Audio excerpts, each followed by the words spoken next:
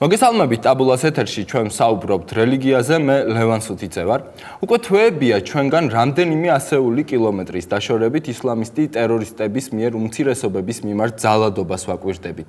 ღვთის სახელით განხორციელებული სისასტიკე უმცირესობებმა ერაყში კიდევ ერთხელ გამოსცადეს. იმ მრავალ უმცირესობას შორის, რომელსაც ტერორისტული ორგანიზაცია ისლამური სახელმწიფო ერაყსა და ლევანტში დევნის, არიან ერაყელი ეზიდებიც. საქართველოში ეზიდები წელს რუსთაველის გამზირზე გამართული აქციით ცდილობდნენ ქართული საზოგადოებისთვის შეეხსენებინათ, რომ საქართველოს დედაქალაქიდან 1000 კილომეტრის დაშორებით მათი ძმები და დები სიკვდილს გაურბიან და ხშირად ამას ვერ ახერხებენ. ჩვენ გადავწყვიტეთ ქართული საზოგადოების ამ განუყოფელი ნაწილისთვის ტრიბუნა მიგვეცა და მათ რელიგიურ რწმენა წარმოდგენებს ახლოს გავცნობოდით. ჩვენი სტუმრები არიან საქართველოში ეზიდთა სასულიერო საბჭოს თავმჯდომარე დიმიტრი ფირბარი და ეთნოსთა შორის თანამშრომლობისა და კონსულტაციების ანალიტიკური ცენტრის დირექტორი აგით მირზოევი. ბატონებო, მოგესალმებით, დიდი მადლობა სტუმრობისთვის, დიდი მადლობა რომ დრო გამონახეთ და აქ მოხვედით. პირველ რიგში აგით თქვენთან მექნება კითხვა ჩვენ ვაკვირდებით აი ამ სისასტიკეს, აი ამ საშინელების ამსახველი ვიდეო კადრები, ფოტომასალა გავრცელდა ინტერნეტით, გავრცელა მედიამ. ჩვენ ყავს ერაყელი დევნილებიც, როგორც მე ვიცი, ხო? რა ხდება ამ წუთას ერაყში და როგორი განცდა აქვს ეზიდურ თემს საქართველოში აი ამ მოვლენებთან დაკავშირებით? ბუნებრივია დავიწყებ იმ განცდით, რასაც განიცდის იმ გრძნობებით, რასაც განიცდის ჩვენი თემი. ფაქტობრივად პირველივე დღიდან ჩვენ აქტიურად ვიყავით ჩართულები ჩვენი საშუალებების დაგვარად, ასე ვთქვათ, ვცდილობდით მივაწოდოთ ხმა სხვადასხვა საერთაშორისო ორგანიზაციებს იმ მოვლენებთან დაკავშირებით, რაც კი იმ ტრაგედიასთან, რაც დატრიალდა ერაყში, უშუალოდ სინჯარის ოლქში. ფაქტობრივად ეს არის გენოციდი, რომელიც უკვე აღიარებულია მრავალი საერთაშორისო განვითარებული მთელი ცივილური, ასე ვთქვათ, სამყაროს მეთაურების მიერ და აქ საუბარი იმაზეა, თუ რა შეიძლება ეხლა აი ამ ზუსტად საერთაშორისო თანასაზოგადოებამ ერთობლივად გააკეთოს იმისთვის, რომ შეეწინააღმდეგოს ისლამურ სახელმწიფოს მებრძოლეებს, მან სადაც ისინი ჩამოყალიბდნენ, ფაქტობრივად მოგეხსენებათ, რომ პირველად ისინი სირიაში ჩამოყალიბდნენ და შემდგომ უკვე გადმოვიდნენ ერაყის რესპუბლიკის ნაწილში. ფაქტობრივად ეს არის საკმაოდ მძლავრი და ასე ვთქვათ განვითარებადი ჯგუფი, რომელსაც უერთდება ძალიან ასე ვთქვათ დიდი ტემპებით, სწრაფი ტემპებით უერთდება მას მებრძოლეები, მათი რიგები იზრდება ფაქტობრივად. რა ზიანი მიაყენეს მათ ეზიდებს და ზოგადად ერაყში უმცირესობებს, ხო, იქ მხოლოდ ეზიდები. ათასობით ადამიანი არის მოკლული. ათასობით ქალი არის გატაცებული, ბავშვები. უამრავი მამაკაცი იყო საჯაროდ დასჯილი კამერების წინაშე, რათა მოეხდინათ ამით დემორალიზაცია იმ ეზიდების, რომლებიც მზად იყვნენ და იბრძვიან კიდევაც იმ ადამიანების, რომლებიც შეიძლება ხვალდაზე ჩაერთონ ამ ბრძოლის მოძრაობაში. ამიტომაც საკუთარი სისასტიკით ისინი ფაქტობრივად ცდილობენ დაანახონ თუ რამდენად ასე ეგრეთ წოდებული ჩამოყალიბებული პოზიცია აქვს, რომ ისინი უკან დამხევები არ არიან და აუცილებლად შეეცდებიან საკუთარი ხალიფატის ეგრეთ წოდებული გავლენის განვითარება, რუქის გავრცელება.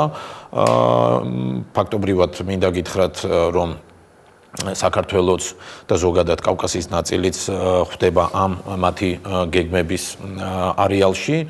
მინდა ვთქვა ასევე და აუღნიშნო ცალსახად, რომ დღეს ყველაზე დიდი მსხვერპლი, ანუ მათი სამიზნეში არიან ეზიდები, მაგრამ ზოგადად რისკები ეგრეთ წოდებული, ხო, საფრთხეები არის გაცილებით უფრო გლობალური მასშტაბის და ამის დანახვა არის დროულად საჭირო. ევროპის განსაკუთრებით დასავლეთ ევროპის შეერთებული შტატების ხელმძღვანელობა ამას ხედავს რეალურად და დღეს უკვე ეხმარება ერაყის ხელისუფლებას, ქურთისტანის ხელისუფლებას, უშუალოდ რეგიონალურ ხელისუფლებას გულისხმობ სხვადასხვა იარაღის მიწოდებით, ასე ვთქვათ, სტრატეგიების შემუშავებაში და ფაქტობრივად უკვე დაიწყო სერიოზული ფართომასშტაბიანი წინააღმდეგობა ისლამური სახელმწიფოს წინააღმდეგ. რელიგიური ნიშნით თუ ეთნიკური ნიშნით? მე ვფიქრობ, რომ აქ არის ორივე კომპონენტი, ფაქტობრივად, მაგრამ ზოგადად მინდა ვთქვა, რომ არა მხოლოდ ეთნიკური და რელიგიური ნიშნით არის. მე პირადად მიმაჩნია, რომ ესენი არიან ადამიანები, რომლებიც ნიღაბი, ასე ვთქვათ, გამოიყენეს ისლამის სახელით და აი ზუსტად გარკვეული, ასე ვთქვათ, ნიშნებით ცდილობენ გადმოიბირონ ადამიანები და საკუთარ ფერში შეღებონ სამყარო, მათ სურთ ერთფეროვნება, ანუ ისინი არ აღიარებენ მრავალფეროვნებას, ისინი ეწინააღმდეგებიან მრავალფეროვნებას, რაც ჩვენთვის და ცივილური სამყაროსთვის ზოგადად არის ფასეულობა, ერთ-ერთი ფასეულობად მიჩნეული. სიმბოლოზე გამოსახულია ფარშევანგი, რომელიც სწორედ აი ამ მრავალფეროვნების, ერთგულების სიმბოლოა რა. მოდი მოკლედ რო ჩამოვყალიბდეთ, რა რაოდენობის ეზიდია სოფლიოში, რა რაოდენობის ეზიდია საქართველოში და ზოგადად ვინ არიან ეზიდები ქართულ საზოგადოებას რომ საქართველოში ბოლო სტატისტიკური მონაცემებით 25,000-მდე ეზიდი ცხოვრობს. ამ ეტაპისთვის ვერ გეტყვით ზუსტად ვინაიდან ბოლო სტატისტიკური მონაცემები 10 წლის წინ იყო ჩატარებული და ჩვენ ვებზადებით ცოტა ხნის შემდეგ, ანუ ფაქტობრივად უნდა ჩატარდეს საყოველთაო სტატისტიკური გამოკითხვა და ჩვენ გვეცოდინება უფრო ზუსტად, უფრო მკაფიო სურათი გვექნება, იმიტომ რომ მიმდინარეობდა მიგრაციის პროცესები და აქედან გამომდინარე ჩვენ ზუსტად ამ ეტაპზე არ ვფლობთ ინფორმაციას, რამდენი არიან, რაც შეეხება ზოგადად სამყაროში, ანუ მსოფლიოში მე რამდენადაც ვიცი, მილიონამდე ეზიდი ცხოვრობს, მათი ძირითადი ნაწილი მაინც ერაყის რესპუბლიკაში არის თავმოყრილი, უშუალოდ ქურთისტანის ნაწილში, მაგრამ ძირითადი ნაწილი მაინც მე ვფიქრობ, რომ ეს არის სინჯარის ოლქის მაცხოვრებელი, მკვიდრი მაცხოვრებელი, რომელიც არც ცენტრალური ხელისუფლების, ანუ ბაგდადის დაქვემდებარებაში და არც რეგიონალური ხელისუფლების, ქურთისტანის ხელისუფლების დაქვემდებარებაში იმყოფებოდა. ვფიქრობ, რომ შეიძლება ესეც იყოს ერთ-ერთი სუსტი წერტილი, ერთ-ერთი ფაქტორი, რატომაც აღმოჩნდნენ ასე მარტივად, ასე ვთქვათ, ამ ჯგუფის სამიზნეში დღეს ეზიდები. ეზიდები არიან მიიჩნევენ კვლევართა ნაწილი სუბეთნოსად ქურთ ეთნოსში. მაგრამ არსებობენ ეზიდები, რომლებიც საკუთარ თავს ასე არ განსაზღვრავენ, ხო? ანუ ეს არის რელიგიური ნიშნით საკუთარი თავის განსაზღვრება, რამდენადაც მე ვხვდები, ხო? ხომ არ ვცდები? დიახ, სწორედ აღნიშნეთ, ეს არის რელიგიური ნიშნით თვით იდენტიფიცირების მომენტიც არსებობს და ჩვენ ამ უფლებას უნდა პატივი ვცეთ ფაქტობრივად. მინდა გითხრათ, რომ როდესაც მე მეკითხებიან, რომ რით განსხვავდებიან ქურთები ეზიდებისაგან, ჯერ თავად კითხვაც ალბათ არის არასწორად დასმული, მაგრამ მაქვს ძალიან მარტივი რეცეპტი. მე ყოველთვის პასუხობ, რომ ძალიან პატარა ფაქტორით, რელიგიით, მაგრამ რელიგია ეზიდებისთვის ნიშნავს ყველაფერს. ანუ რელიგია არის კონსტიტუცია ყოველდღიური ცხოვრების, მიუხედავად იმისა, რომ მე არ ვარ რელიგიური ადამიანი, მაგრამ შესანიშნავად ვიცი თუ რატომ არსებობს ეს სხვაობა, რატომ დგება დღის წესრიგში ეს განსხვავება, მაგრამ მე მაინც მოუწოდებდი ადამიანებს საერთო ზებნაში მეტი დრო დახარჯონ ვიდრე განსხვავებებში.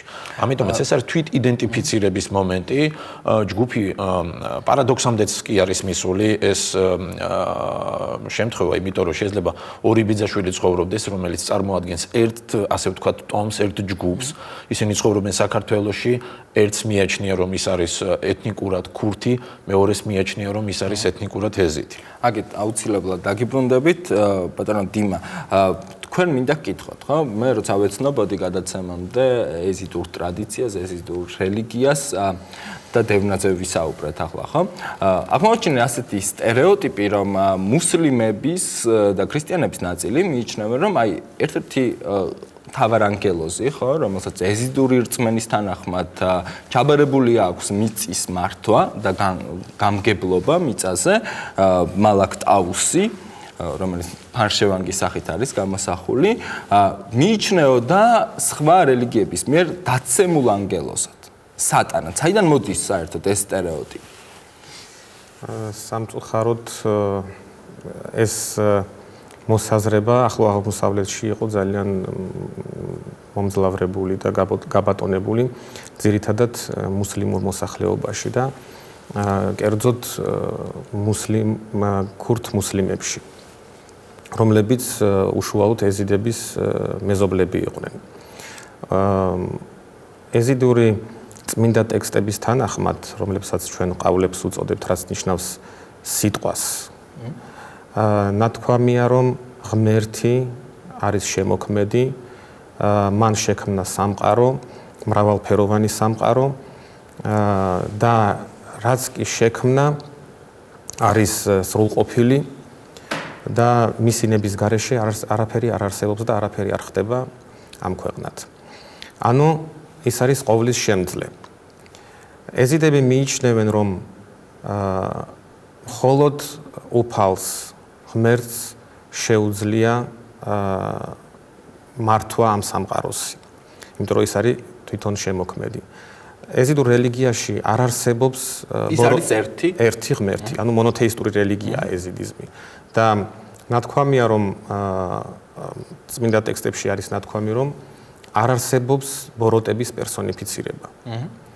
საერთოდ იმ აზრის დაშვებას მაყურებლისთვის გასაგებად რომ ვთქვათ, არ არსებობს ბოროტება ისეთი, როგორიც არის მაგალითად ქრისტიანობაში სატანა, ანუ მას არ აქვს პიროვნება, ხო? დიახ. ეზიდებისთვის საერთოდ აკრძალულია ამ სიტყვის ხსენებაც. ანუ ის ეპიტეტები, რომელიც გამოიყენება აი იმ ეგრეთ წოდებული ბოროტი ანგელოზის, ანუ ბოროტების პერსონის მიმართ არის აკრძალული. მისი მოსმენაც კი ითვლება ცოდვაც ეზიდებისათვის. ამის გამო ხშირად იბადებოდა კონფლიქტი ახლო აღმოსავლეთში, ანუ ეზიდების მეზობელი მუსლიმები ხშირად იყენებდნენ ამას ეზიდების წინააღმდეგ.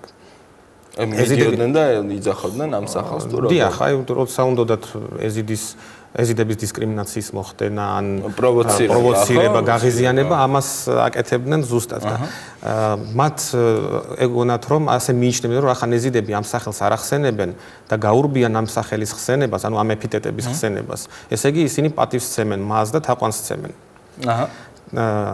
აქ უნდა ითქვას, რომ პირიქით არის ეზიდურ რელიგიაში. პრინციპში გასაგებია ახლო აღმოსავლეთში არსებობს ბევრი რელიგია, სადაც ღმერთის სახელის პირდაპირ მოხსენება მის უპატივცემულობად ითვლებოდა, რა. რომელი გიყოვლის შემძლე არს, ასეც მოიხსენიებდნენ ხოლმე, ხო? განაგრძელოთ. ეზიდები მიიჩნევენ, ანუ ჩვენი რელიგიის თანახმად, თუ ჩვენ ვახსენებთ ამ ეპიტეტებს, ამ სახელებს, ესე იგი ჩვენ ვაღიარებთ მის არსებობას. და ამით ჩვენ ეჭვის ქვეშ ვაყენებთ, საკითხის ქვეშ ვაყენებთ ყოვლის შემძლე შემოქმედი ღმერთის ძალას. ანუ მას ჩვენ უქმნით მეტოქეს. რაც დაუშვებელია ეზიდური წარმოდგენების თანახმად.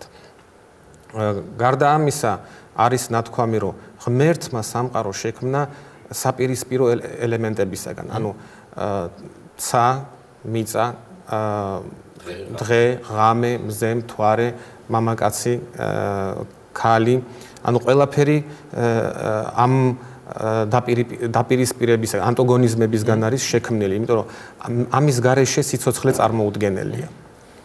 და ჩვენ ბოროტებისა და სიკეთის თემამდე მივალთ, უბრალოდ მე მინდა დავიწყო თავიდან, რომ მაყურებელს წარმოდგენა ქონდეს, რა რელიგიასთან გვაქვს საქმე, ხო? გავრცელებულია შეხედულება, რომ რელიგიის შესახებ პირველი რაც უნდა გაიგო, ეს არის უნდა გაიგო როგორია მისი მორალი. მე ვფიქრობ, რომ პირველი რაც რელიგიის შესახებ უნდა გაიგო, როგორია მისი ღმერთი ან ღმერთები, ხო? და როგორ გაიაზრებს ის საკუთარ ყოფას პირველ საწყისში და უკანასკნელ დროში, ანუ შესაქმერს, რასაც ეძახიან და აპოკალიფსს, არა? როგორ შეიქმნა სამყარო? და არის თუ არა თქვენთვის ის გმირები ცნობილი, როგორც არის მაგალითად ქრისტიანობაში ადამი და ევა. ბუნებრივია, ეზიდიზმი ახლო აღმოსავლური რელიგიაა და აბრამისულ რელიგიებთან არის მჭიდრო კავშირში, ესე ვთქვათ, ესეც ერთ-ერთი რელიგია, რომელიც აღიარებს ებრაიმს უწოდებენ ეზიდები ერთ-ერთ მოციქულად. გარდა ამისა, ადამის შესახებ არის ტექსტებში ნახსენები, სხვა ბიბლიური და თალმუდური და თორაში ნახსენები პერსონაჟებიც არიან ეზიდიზმში. ძალიან დიდი პატივისცემით ეპყრობიან ყველა რელიგიის მოციქულებს, მაგრამ ბუნებრივია წარმოდგენა სამყაროს შექმნის შესახებ, მათ ამ მოციქულების შესახებ განსხვავდება. ეზიდური კოსმოგონიის თანახმად ღმერთი არის შემოქმედი, ის მან თავისი სიყვარულისაგან და სინათლისაგან, ანუ ის არის სიყვარული და სინათლე, შექმნა სამყარო. შექმნა სამყარო სინათლისაგან და ანგელოზები შექმნა უპირველეს ყოვლისა. ნათქვამია, რომ მან წარმოთქვა სიტყვა. ხვდე ქელმი, ასეა ნათქვამი წმინდა ტექსტებში. შეიქმნა მარგალიტი. ღმერთი თვითონ მოთავსდა ამ მარგალიტში და მისი მზერის დიდებისაგან ის მარგალიტი გასკდა და გადმოიღვარა წყალი, რომელიც უსასრულო ზღვად იქცა. შემდეგ ღმერთმა შექმნილი ანგელოზები, ანუ 7 ანგელოზი, რომელსაც 7 დღე ქმნიდა. დიახ, თავისი სინათლისაგან, ანუ ეს ემანაციებია ღმერთისა. მან გაგზავნა ანგელოზები ამ ზღვის ზედაპირზე და მათ შეადედეს ზღვა.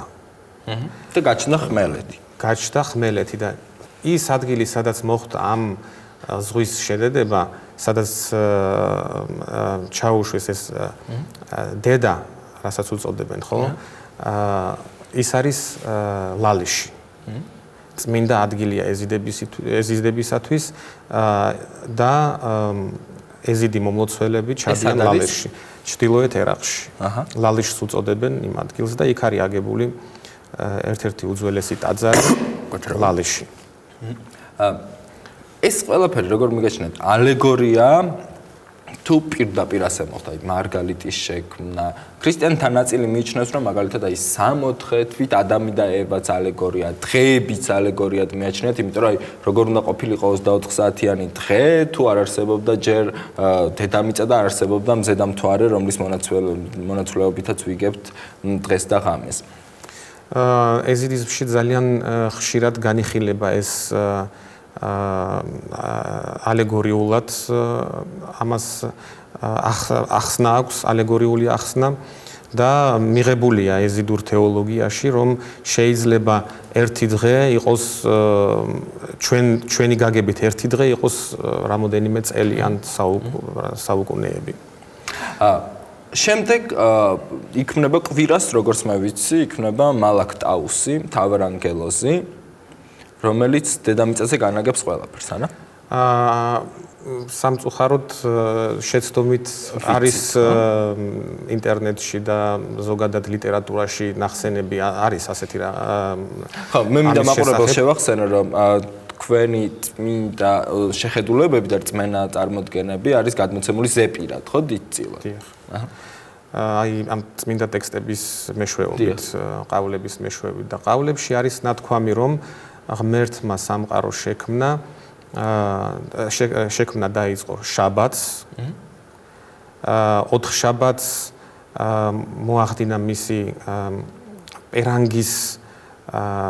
პერანგში შეფუთვა, ასეა ნათქვამი სამოსელში და პარასკევს დაასრულა. და 4 შაბათ დღეს ის მოევლინა ანგელოზებს, როგორც მათი მეთაური, მთავარი ანგელოზი. ტაუსი მალაკი, ანუ ტაუსი მალაკი თვით ღმერთის იპოსტასია, ერთ-ერთი იპოსტასია ეზიდურ რელიგიაში. ღმერთმა მათ აჩვენა, რომ ის არის ანუ მისი სხვადასხვა სახეა რა. დიახ. სამი იპოსტასი არსებობს, ანუ სახე ეზიდისში ღმერთისა, ეს არის დაუსი მალაკი, ანუ თავარანგელოზი, სულთან ეზიდი და შიხადი. ეს სამი. ეს ისტორიული პერსონები არიან? ორი ისტორიული პერსონები. ანუ ღმერთი მონაწილეობს ისტორიაში ეზიდურ ტრადიციის მიხედვით. არსებობს ეზიდურ ტრადიციაში ღმერთის განკაცება. ანუ განკაცება ხო, აი ამით ძალიან მგავართ ქრისტიანობას, არა? და მივიდეთ ერთი მითის შესახებ მინდა, მითის, როგორც რელიგიად მცოდნე იტყოდა ამას, ხო? და არა როგორც მორწმუნა ეზიდი. ერთი ნარატივის შესახებ, რომ კაცობრიობა არის მომდინარეობს ადამიდან და ევა არ მონაწილეობდა, ანუ ჩვენ არ ვართ ევას შვილები. მოგვითხრეთ ეს ნარატივი და შემდეგ მინდა გკითხოთ ქალთა როლის შესახებ ეზიდის. ძალიან საინტერესო კოსმოგონიური გადმოცემებია და აი ადამიანის შესახებ რაც თქვენ ახსენეთ, ნამდვილად საინტერესოა, იმიტომ რომ არა მხოლოდ ეზიდურ რელიგიაშია ასეთი წარმოდგენები, არსებობს კაბალისტური წარმოდგენებიც, სადაც ნათქვამია, რომ ადამიანს ყავდა ევას გარდა სხვა მეუღლეც ყავდა. მაგრამ დაუბრუნდეთ უშუალოდ ეზიდურ გადმოცემას. ნახსენებია, რომ ადამი შეიქმნა 4 ელემენტისაგან, ანუ სტიქიონისაგან, შემდგომ მას შეუქმნეს მეგობარი, ქალი ჰავა, ადამ ու ჰავა უწოდებენ ადამი და ევა. და ადამსა და ევას შორის მოხდა კამათი. რომელია მათ შორის უპირატესი. აჰა. და ევა არ ემორჩილებოდა ადამიანს. ბოლოს ისე ხდება, რომ დაემორჩილება ადამიანს ღმერთის ნებით, მათ ეყოლებათ 2 ვაჟი. ეს ზუსტად გავს იმას, რაც ძველ აღთქმაშია ნათქვამი აბელისა და კაინის შესახებ. ადამი ადანაშაულებს ევას იმაში, რომ მისი ბრალია, რომ მათი შვილები ასეთები აღმოჩნდნენ და ერთმანეთს დაუპირისპირდნენ, ანუ კაინი და აბელი.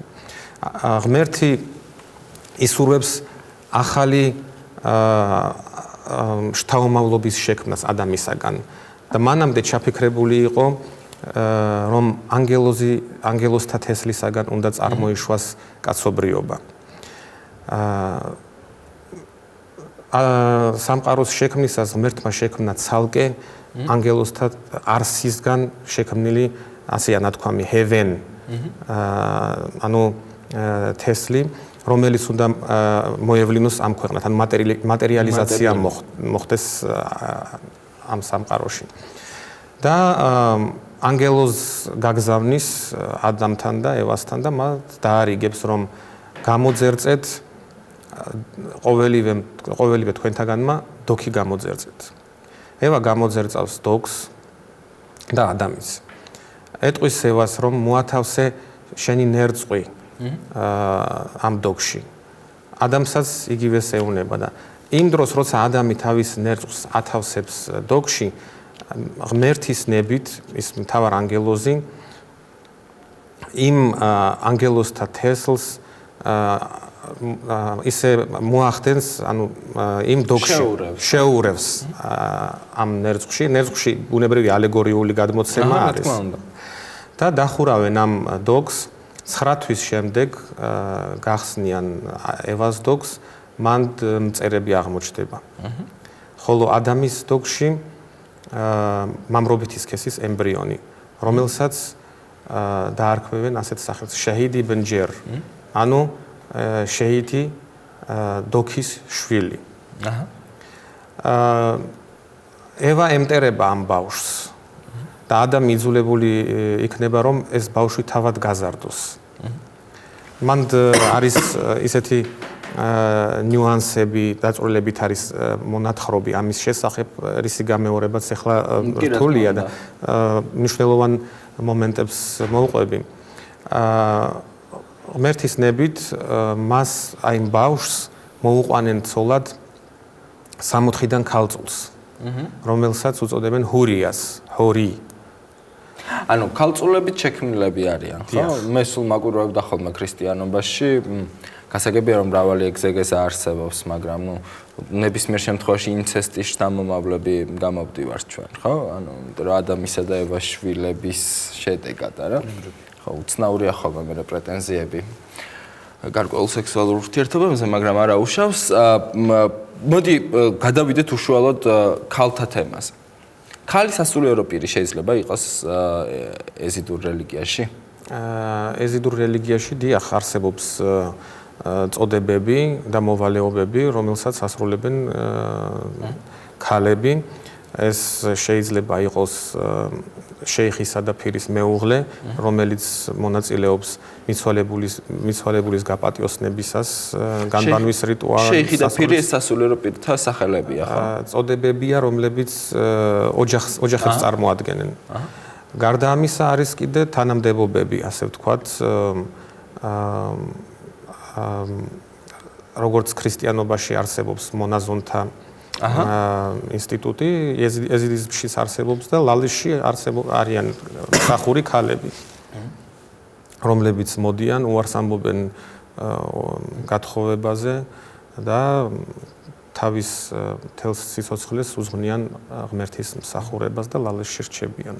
აგით, აი აქვე გკითხავ, ხო, შენ როგორც ესე ვთქვი, სოციალური კუთხით დაკავებულს თემის საკითხებში, როგორია ქალთა როლი? დაჩაგრულია თემის შიგნით ქალი? დღესდღეობით მე ვფიქრობ, რომ ქალი საკუთარ თავს თავად ჩაგრავს, უფრო მეტად ვიდრე ამას ახერხებს მამაკაცი. ანუ, როდესაც ჩვენი თემის ქალებზე ვსაუბრობთ, მინდა აღვნიშნო ორი მომენტი.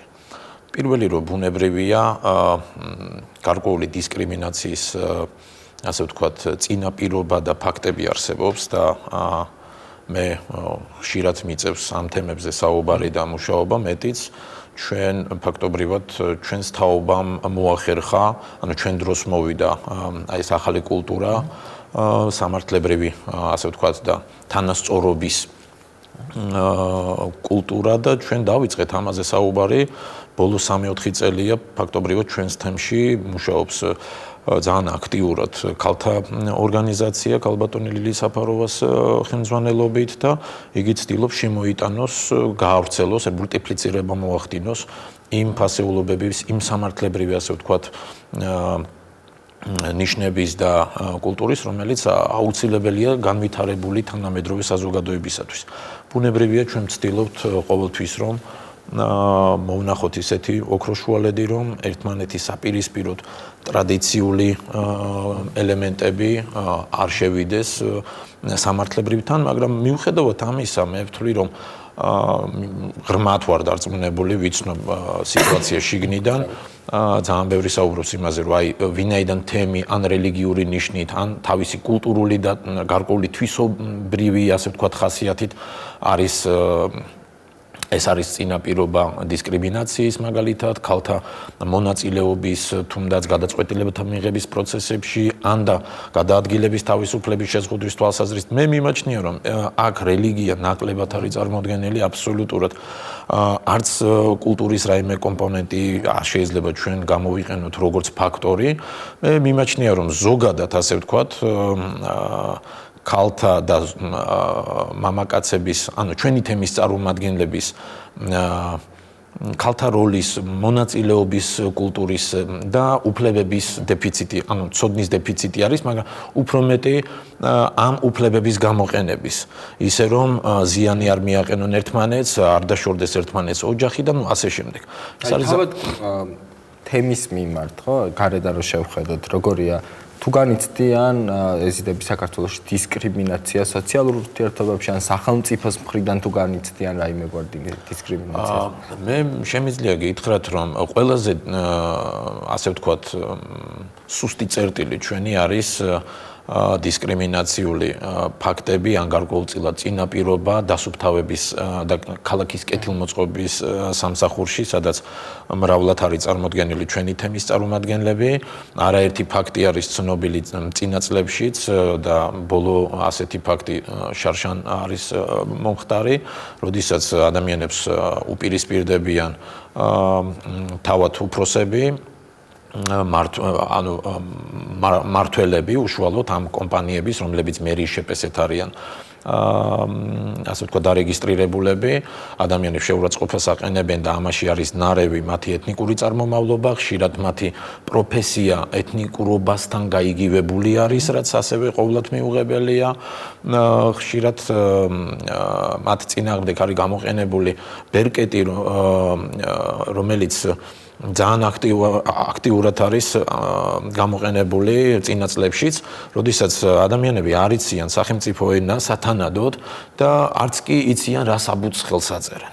ფაქტობრივად შრომის ხელშეკრულებას ეგრეთ წოდებულს, ხო?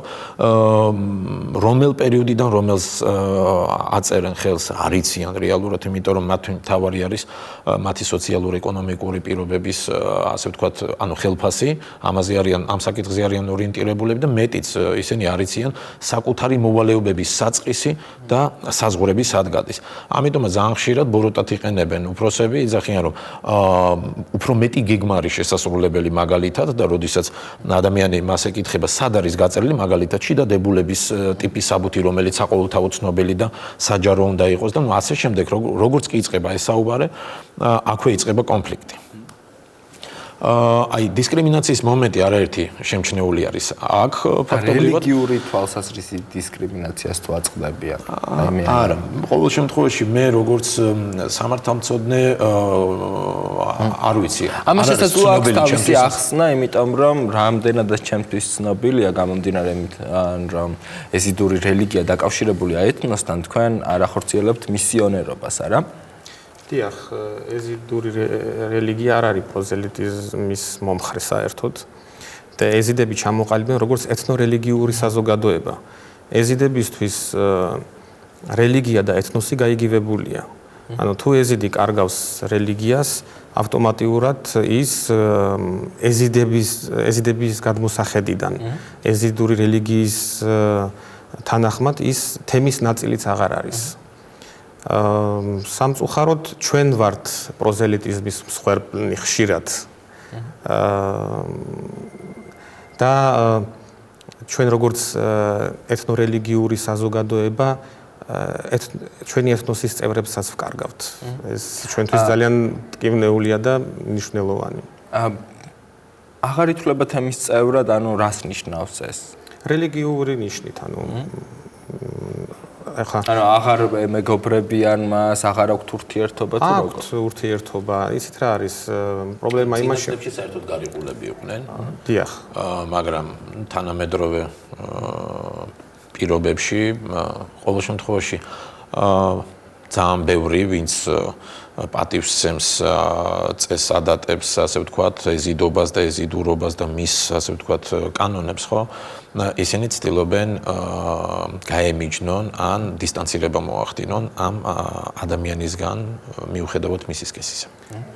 ქორწინება როგორ ხდება? ანუ ეზიდი შეიძლება დაქორწინდეს არა ეზიდზე?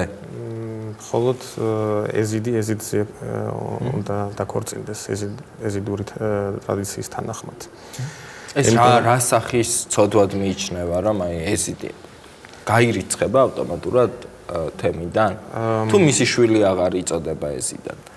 აი საქმე იმაში მდგომარეობს, რომ ეზიდიზმი არის ოჯახური რელიგია და როცა იქმნება ოჯახი ეზიდისაგან და არაეზიდისაგან ძალიან რთულია ეზიდური ოჯახის შექმნა. ანუ იუდაიზმშიც ასე არის, სპარსებს აქვთ ასეთივე სტრუქტურა, სიქხებთან არის დაახლოებით ასე. და ამიტომ ეს ეზიდებისთვის არის თვით მყოფადობის შენარჩუნების ფაქტორი. დიახ, ეზიდური ტრადიციული ეზიდიზმის თანახმად ეზიდი ვერ იქნება ის, ვინც შექმნა ოჯახი სხვა რელიგიის წარმომადგენელთან ერთად. მაგრამ არსებობს ახალი გამოწვევები ფაქტობრივად ჩვენ ამას ვხედავთ ეზიდური რელიგიის იერარქებიც ამას ხედავენ და სულ უფრო ხშირად დღის წესრიგში დგება საკითხი გარკვეული ცვლილებების, იმიტომ რომ ამ თანამედროვე ეპოქაში, როდესაც გლობალიზაციის წინაშე ვდგევართ ჩვენ, მრავალი პროცესი არსებობს, რომელმაც შეიძლება თუ დროულად, ასე ვთქვათ, არ დაუპირისპირე და არ დავხვდით აი ამ გამოწვევას, ხო? და გარკვეული ცვლილებები არ შემოვიიტანეთ, ბუნებრივი. ანუ ჩვენ ვფიქრობთ იმაზე, რომ რაღაცაზე ალბათ უნდა უარი ვთქვათ, მაგრამ უფრო მნიშვნელოვანის გადასარჩენის ფასად. არის რაღაც ცვლილებები უკვე ხდება უმაღლესი სასულიერო პირები უკვე ამაზე საუბრობენ და რაღაცა ნაბიჯები გადაიდგა. ამ ჩვენ გვესმის რომ ამ პრინციპს თუ გავყევით, რეალურად ჩვენ მხოლოდ და მხოლოდ დანაკარგს განვიცდით და ბუნებრივია ეს არის თვით განადგურების მექანიზმი დღესდღეობით დღევანდელ პირობებში, იმიტომ რომ განდევნა, ანუ ხალხი ჩვენ ვკარგავთ ჩვენს ესე იგი თემის წარმომადგენლებს, მაგრამ სხვა კონფესიები, რელიგიური, ეთნიკური ბუნებრივია ამიტომ არსებობს სამისიონერო პრაქტიკა რა. გასაგებია რომ არსებობს სამისიონერო პრაქტიკა, როგორ უყურებთ არსებობს რამდენადაც მე ვიცი ეზიდურ ტრადიციაში სამოთხეც და ჯოჯოხეთიც არა, ანუ სულის თემა არის შემოტანილი აი ამ რელიგიურ ნარატივში. როგორ ფიქრობთ, ის ადამიანები, ვინც არ არიან ეზიდური თემის წევრები, სად მიდიან გარდაცვალების შემდეგ? ნათქვამია, რომ უფალმა შექმნა სამყარო მრავალფეროვანი და ყველასთვის ღმერთი ერთია. ასეთი ცნება არსებობს, ნათქვამია, აგარ თუ კასაკი დბინი, ხერა გეჟერად გიჰინი, ნაპრსეთო შკიდინი. თუ ნახე ვინმე გაჭირვებული და დაეხმარე მას, ნუ კითხავ რა რჯულის არის, რა აღმსარებლობისაა ის. ანუ ეზიდური წარმოდგენებით ყოველი რელიგია, რომელიც კი არსებობს, არის ჭეშმარიტების ნაწილი. ჭეშმარიტება არის ღმერთს. ჭეშმარიტებას ფლობს, ნუ ბუნებრივია, ყველა რელიგიას მიიჩნევს, თავად ეზიდიზმი, სწორი ტერმინია ეს. სამეცნიერო ლიტერატურაში ეს ტერმინი გამოიყენება, დიახ, მოიხსენიებიან როგორც ეზიდიზმს. ანუ ეზიდიზმი ყველაფერს გულისხმობს, რაც კი ეზიდებთანაა დაკავშირებული. ჩვენ არ ვამბობთ, რომ მხოლოდ ჩვენ მივდივართ ჭეშმარიტ გზას.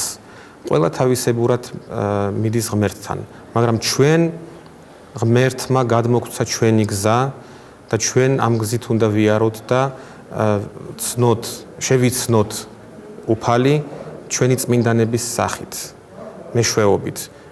ჩვენ მოციქული არ ყავს, როგორც სხვა რელიგიებში. ანუ თუ ისლამში, იუდაიზმში, ქრისტიანობაში არსებობენ მოციქულები, ჩვენი ტექსტების თანახმად ღმერთი მოევლინა შიხადის სახით ჩვენს ხალხს და გვიჩვენა გზა, რომლის მეშვეობითაც ჩვენ შევიცნობთ ღმერთს და ეზიდი, რომელიც სწორედ იცხოვრებს და იქნება ყველას მიმართ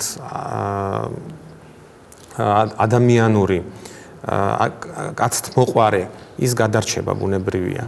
სამოთხე და ჯოჯოხეთი არა მხოლოდ ეზიდებისთვის არსებობს, ყველასთვის არსებობს და ეზიდი, რომელიც ჩადის ცოდვას და არასწორად ცხოვრობს, ის არ მოხდება სამოთხეში. რაღაც მესამე გზაც არსებობს, ხო? ანუ მეტემფსიქოზის თემა, რომ ახლიდან ბრუნდება ადამიანი, არა? ეს რა შემთხვევაში ხდება? თუ არ არსებობს ასეთი გზა? არსებობს მეტემფსიქოზის მომენტი ეზიდიზმში, რასაც უწოდებენ კრასგოჰრინ, მაგრამ ის ხდება ღმერთის ნებით. თუ უფალი მიიჩნევს, რომ რომელიმე ადამიანის სული საჭიროა დაუბრუნდეს ამ ქვეყანას და შეასრულოს რაღაც განსაკუთრებული მისია, ამ შემთხვევაში ღმერთის ნებით ხდება ეს. სიკეთის და ბოროტების თემა არის ცოტა უცნაური, ხო? ანუ ქრისტიანობა ცდილობს ბოროტების თემა ახსნას დაახლოებით ამდაგვარად, ხო? რომ ბოროტება არც არსებობს საერთოდ, ბოროტებას არ აქვს ონტიური არსებობა, ის არის ნაკლებობა, როგორც სიბნელი არის სინათლის ნაკლებობა, ისე ბოროტება არის სიკეთის ნაკლებობა, ხო? ის მიიჩნევს, რომ ღმერთს არ შეუქმნია ბოროტება. ანუ ადამიანის არჩევანი შექმნა და ადამიანის არჩევანმა შემდეგ მოიკლო თავის სიკეთისგან და აი ასე გაჩნდა ის, რასაც ეძახიან ბოროტებას, ანუ ყველაფერი ის, რაც არ არის ღმერთი. ჩნდება კითხვა, თუ აქ ღმერთი ქმნის ბოროტებას, თავადვე. იმისთვის, რომ აი როგორც თქვენ თქვით, რომ აი ბინარულ ოპოზიციებში დაგვანახოს სამყარო. ეს ნიშნავს, რომ თავად ISIS ისლამური სახელმწიფოს ერაყსა და ლევანტში მოქმედებებიც ღვთისნებით ხორციელდება? ნათქვამია წმინდა ტექსტებში, რომ ღმერთის გარეშე არაფერი ხდება და მან იცის რისთვის და რატომ ხდება ეს. ჩვენ ანუ მისი ნება მონაწილეობს იმაში, რომ ვიღაც სულელმა და სასტიკმა ტერორისტმა აიღოს დანა და ყელი გამოჭრას ბავშვს. თუ ჩვენ ვაღიარებთ ღმერთის ყოვლის შემძლეობას და ვამბობთ, რომ ღმერთმა შექმნა ყველაფერი და მის გარეშე არაფერი ხდება, მაშინ ჩვენ უნდა ვაღიაროთ ისიც, რომ ღმერთმა დაუშვა ეს. ის არ ამბობს, რომ ეს ნათქვამია ტექსტებში, რომ ეს ამის გაკეთება არ შეიძლება. ანუ ბოროტება, როგორც თქვენ ახსენეთ ქრისტიანობაში, როგორც არის ხო განმარტული. დაახლოებით ეზიდიზმი მასე განმარტავს, ამბობს, რომ ეს არის სინათლის ნაკლებობა. მაგრამ განსხვავდება იმით, რომ ჩვენ არ ვაღიარებთ პერსონიფიცირებას ბოროტების. აი ეს არის ამაშია განსხვავება. ანუ არჩევანის თავისუფლებას აღიარებთ. ანუ ღმერთმა მოგცა ჩვენ არჩევანის უფლება და ადამიანმა თვითონ უნდა აირჩიოს რა არის სწორი. მაგრამ თუ მისი ნების გარეშე არაფერი ხდება, მაშინ ჩემი ნება სადღაა? დიახ, ესაც საკამათო თემა არის, ეზიდი თეოლოგებიც ამაზე კამათობენ ხშირად და ქრისტიანობაშიც არის ეს, რა თქმა უნდა. დიახ, ეს დილემის მომენტია. მაგრამ ეზიდი თეოლოგები ხსნიან ასე, რომ ღმერთის ნება არის ყველაფერზე, მან დაუშვა რაღაცა და აძლევს ადამიანს რამოდენიმე გზის არჩევის უფლებას. ანუ ღმერთი რეჟისორი კი არ გამოდის, აქ გამოდის მომმართველი, როგორც ზამბარას რომ მოჭიმავ და გაუშვებ, ხო? და შემდეგ ადამიანებს აქვთ მაინც საშუალება შეცვალონ საკუთარი მომავალი და წარსული. ანუ ის არ არის მას არ დაუვალებია ესთვის რა ქვია ისლამისტი ტერორისტის ხელი. ხო. ეს მაინტერესებდა სწორედ. ადამიანები თვითონ რაღაც ცოდვებს ჩადიან, თვითონ რაღაცას აკეთებენ და სულ რო ვიღაცას დააბრალონ. რაღაცა პერსონას ქმნიან და მას მიაწერენ ხშირად თავიანთ ქმედებებს და ცოდვებს. რა მინდა გითხოთ, როგორც ასულიერო პირს და თემის წევრებს, ხო? ჩვენთან მიღებულია ხოლმე, რომ უმცირესობის წარმომადგენლებს უნდა ვკითხოთ მხოლოდ ის საკითხები, რომელიც უშუალოდ უმცირესობებს ეხება. მაგრამ ეს გვეხება ყველას, ვისაც ოდესმე რელიგიური გამოცდილება გქონია. არ გეპარებათ ხოლმე ეჭვი იმაში, რომ აი ეს გადმოცემები, ღმერთი, ტერმინოლოგია თავად ემანაციით, განკაცებით, გნებავთ ქრისტიანობაში, რომ უბრალოდ არის ადამიანების მოგონილი მრავალი საუკუნის წინ შემთხვევითობათა გავლენით, ისტორიის გავლენით, ევოლუციის გზით ჩამოყალიბებული გარკვეული მიზეზების გამო, იმიტომ რომ ჩვენ სუსტები ვართ და ასე შემდეგ. და ნუ სამყარო შეიქმნა შემთხვევებით. მოგეხსენებათ, რომ არსებობს მატერიალისტური ხედვა და იდეალისტური ეს მორწმუნე ადამიანები ბუნებრივია მატერიალისტურ ხედვებს არ იზიარებენ. თუმცა აქ უნდა გავმიჯნოთ რა არის რწმენა და რა არის რელიგია და კულტურა. ბუნებრივია რელიგია, რასაც უწოდებენ კოსმოგონიური მითოლოგია, მეცნიერულად რასაც უწოდებენ, საუკუნეების განმავლობაში იქმნებოდა სხვადასხვა კულტურების გავლენის ქვეშ ეს მესოპოტამიური გადმოცემებიდან მომდინარეობს ეს აღიარებულია ბევრი თეოლოგის მხრიდან სასულიერო პირებიც ჩვენი სასულიერო პირები არ უარყოფენ ამას რომ არის მაგრამ თვითონ პირველადი წყარო მიიჩნევა რომ ღვთისნებით არის გადმოცემული ადამიანებისთვის და მათ ეს შემდგომ მოახდინეს ამ ინფორმაციის ინტერპრეტაცია მათი გეოგრაფიული თავისებურებების გამო ეთნოფსიქოლოგია დიდი მნიშვნელობა აქვს და ასე შემდეგ მაგრამ თვითონ რწმენა და რელიგია ჩვენ უნდა განვასხვაოთ ერთმანეთისაგან. ანუ რელიგია არის ადამიანთა და მაინც ცოტა რთული არ არის ირწმუნო, ამას კონკრეტულად ეზიდობაზე არ ვამბობ, ხო? როგორც რთულია ირწმუნო, რომ გველში შევიდა სატანა და იმან შესთავაზა ვაშლი და ყველას გვიყვებოდნენ ბავშვობაში ზღაპრებს, ხო? ლამაზია ეს ნარატივები, მომხიბვლელია აი ეს მარგალიტის შესახებაც ხო მის მამზერამ რომ გააპო ოკეანედ რო იქცა და შემდეგ რო შედეთ და ეს ყველაფერი მაგრამ იმ პირობებში როცა iPhone 6 გამოვიდა ხო ცოტა რთული არ არის ამ ყველაფრის რწმენა ეს არ გიჭირდა ეს ადამიანს გააჩნია ის ინდივიდუალურია მისთვის მაგრამ რაც შეეხება კიდევ ვამბობ რომ რწმენა და რელიგია, მითოლოგია ერთმანეთისგან უნდა განვასხვაოთ.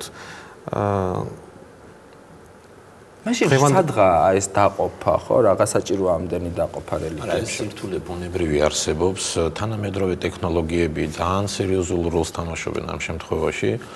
განათლება ზოგადი ძალიან დიდი ფაქტორი არის. ეხლა ის iPhone 6 რომელზეც საუბრობ ძალიან ისე ხო. ანუ ეს ტექნიკის განვითარება კი, პირობითი, მაგრამ ბუნებრივია შეაქვს ძალიან დიდი ასე ვთქვათ ეჭვი, მაგრამ ამავდროულად ზოგადად მაგრამ ის იხუნება როგორც იხუნება პირველ რიგში და მეორე იმ iPhone 6-ით მაგალითად ადამიანი რომელსაც სწამს, ანუ რომელსაც გააჩნია რწმენა, ღებულობს ინფორმაციას უფრო სწრაფად ვიდრე გუშინ და გუშინწი მაგალითად, ხო?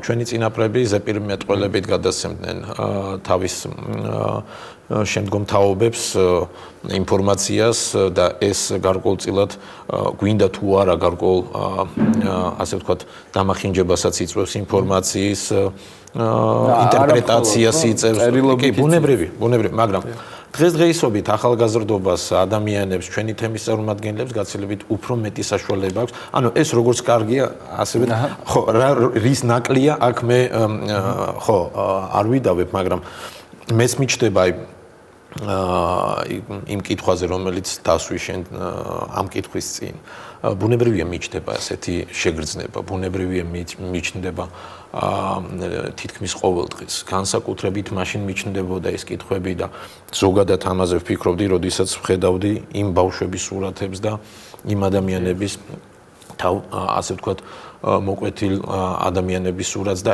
რასაც ჩადიოდნენ ამ სისასტიკეს ძალიან ხშირად გამოგიტყდები და ვიძახოდი რომ ნუ თუ მართლა არსებობს ღმერთი და მაშინ რას აკეთებს ის როდესაც აი ამ პატარა ბავშვებს არა აქვს ვინმე ადამიანმა გადაწყვიტა რომ მისი სიცოცხლე ეხლა და აქ უნდა გაჩერდეს მისმა გულისცემამ უნდა გაჩერდეს ხო და ქალების გატაცებაზე როდესაც არის აი ამ უამრავ სისასტიკეზე და ნუ ბევრი სხვა ტენდენცია სისასტიკე ზოგადად თანამედროვე ეპოქაში მატულობს ღებულობს თავის ფორმებს და ნუ ასე შემდეგ ხო მაგრამ მიმაჩნია მიჩნდება ეს კითხვები მაგრამ ამავდროულად ძალიან ხშირად ამ კითხვების პასუხად შეიძლება ადამიანმა ზუსტად თავშესაფარი მონახოს თუნდაც იგივე რწმენაში ან თუნდაც რელიგიაში მიუხედავად განვითარებული ტექნოლოგიური რაც თქვენ ახსენეთ ანუ ამ ეპოქისა სეკულარიზმის ანუ ტენდენცია სეკულარიზმის კლებისა უფრო არის 21 საუკუნეში ვიდრე იყო მე-20 საუკუნეში ხო და რაც ბუნებრივია იწვევს კონფლიქტებს რელიგიურ ნიადაგზე ბატონმა აგიტმა ახსენა თვითონ მისი ხედვაც საინტერესო არის სახელმწიფოს როგორ უყურებს ესიდური რელიგია?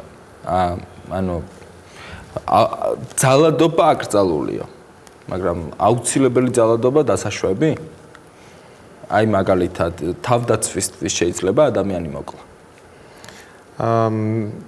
ნათქვამია რომ ბუნებრივია ძალადობა არ არის მიღებული, მაგრამ თავდაცვის ნიშნი თავი უნდა დაიცვას ადამიანმა. მან უნდა ეცადოს რომ არ მოხდეს ეს მკვლელობა, მაგრამ თავისი ოჯახის დაცვის უფლება აქვს. თავისი სიცოცხლის დაცვის უფლებაც აქვს. ბუნებრივია, მე მაინც მიმაჩნია რომ ყველაზე დიდი და დიადი რელიგია არის სიკეთის კეთება და მაშინ როდესაც რაიმე წინააღმდეგობა ან ემუქრება ადამიანის სიცოცხლეს, მე არ ვიცნობ არც ერთ რელიგიას ან არც ერთ ასე ვთქვათ მიმდინარეობას რელიგიური შეიძლება ვწდებოდი, მაგრამ მე არ ვიცნობ რომ იყოს აკრძალული თავდაცვა. მე თანხმებით რომ მე მესმის რომ როცა ისლამისტი ტერორისტები თქვენს დებსა და ძმებს მისდევენ ყელის გამოსაჭრელად, ცოტა რთულია ხოლმე ამაზე საუბარი, მაგრამ არსებობენ ქართველი მუსლიმებიც, რომელთაც ასევე აქვთ პრობლემები საქართველოში. თქვენ რას ფიქრობთ ისლამოფობიაზე? პირდაპირ მინდა გკითხოთ. მე ვფიქრობ რომ საერთოდ ღმერთის სახელით რაღაც ბოროტების კეთება მიუღებელია, არ არის დაშვებული. ხედავთ იმისა, რომ ყველაზე დიდი ბოროტებები ყოველთვის ღმერთის სახელით გეცდებოდა. დიახ, ხდებოდა, ასე იყენებდნენ. ახლა ღმერთის სახელით შეიქმნა ატომური ბომბი, თლად. მაგაზეც შეიძლება გამათი. მაგრამ გაიგივება, ანუ ამ უნდა მოხდეს გამიჯნვა, ანუ გაცალკევება ტერორიზმისა რელიგიისაგან. არ შეიძლება ჩვენ გავაიგივოთ ვიღაცა ბოროტების ჩამდენი მის ეთნოსთან და მის რელიგიასთან. მე მინდა თქვენგან გამეგო ეს ყველაფერი, იმიტომ რომ ძალიან ხშირად ის ადამიანები, რომლებიც ეზიდები არ არიან, ის ადამიანები, რომელთაც არავინ დევნიან ხოლმე მუსლიმებს საქართველოში და ამბობენ, რომ თქვენ ხართ ტერორისტები. აქ არის აუცილებლად უნდა გავითვალისწინოთ ლევან რომ ზოგადად ეს ფობიები ყოველთვის ჩნდება მან, სადაც სიცარიელია. ანუ როდესაც ინფორმაციის დეფიციტი არსებობს, ცოდნის. ამიტომაც პირველ რიგში ალბათ ჩვენ უნდა ვესაუბროთ საკუთარ მოსახლეობას და იმ ადამიანებს, ვინც არ ფლობს ინფორმაციას მუსლიმური კულტურის შესახებ, ასე ვთქვათ, მეტი ინფორმაცია მივაწოდოთ მათ შესახებ და დავამსხვრიოთ ეს ნეგატიური სტერეოტიპები, მაგრამ როდესაც მე ვსაუბრობდი თავშივე ამ გადაცემის, რომ ისლამური სახელმწიფოს, ეგრეთ წოდებული ისლამური სახელმწიფოს მებრძოლეები არა მხოლოდ ეზიდები აიყვანეს სამიზნეში, მე ზუსტად მაგას გულისხმობდი, რომ ყველაზე დიდი სამიზნეში მოქცეული არის თავად ისლამი, მათი ბოროტების და მათი ქმედებების, ხო, ბუნებრივია, იმიტომ რომ თავად ისლამის წარმოდგენა მე ყოველთვის ამას ბრჭყალებში აღვნიშნავ, როდესაც მათ სახელწოდებას აღვნიშნავ, იმიტომ რომ ნამდვილ ისლამთან, იმ ისლამთან, რომელსაც მე ვიცნობ, ის არანაირ კავშირში არ არის. მე ვიცნობ იმ ისლამს, რომელშიც არის ნათქვამი, თუ შენ გადაარჩინე ერთი ადამიანი, შენ გადაარჩინე კაცობრიობა. თუ შენ მოკალი ერთი ადამიანი, შენ მოკალი კაცობრიობა. აი, ასეთ ისლამს მე ვიცნობ. შიიტებსაც დევნიან ისინი და ქრისტიანებსაც, ეზიდებსაც იმ სუნიტებსაც კი, რომლებიც არ ეთანხმებიან მათ იდეოლოგიას და მათ მოსაზრებას. ბატონო, ჩვენ უნდა დავამთავროთ გადაცემა. დიდი მადლობა აქ მოსვლისთვის, დიდი მადლობა, რომ ასე ჯანსაღად უყურებთ აი ამ რელიგიურ თემებს. დიდი მადლობა ამ ტრიბუნისთვის, რომელიც თქვენ დაუთმეთ ჩვენს თემს. ეს რა თქმა უნდა საკმარისი არ არის, მაგრამ ჩვენ იმეც ვიტოვებთ, რომ მომავალში კვლავ იქნებით ჩვენი სტუმრები. საუბარი რელიგიაზე ამით დასრულებულია, ჩვენ ერთმანეთს მომავალ 4 შაბათს შევხვდებით. გმადლობთ რომ გვიყურეთ და არ დაგავიწყდეთ მოიწონოთ ჩვენი Facebook გვერდი.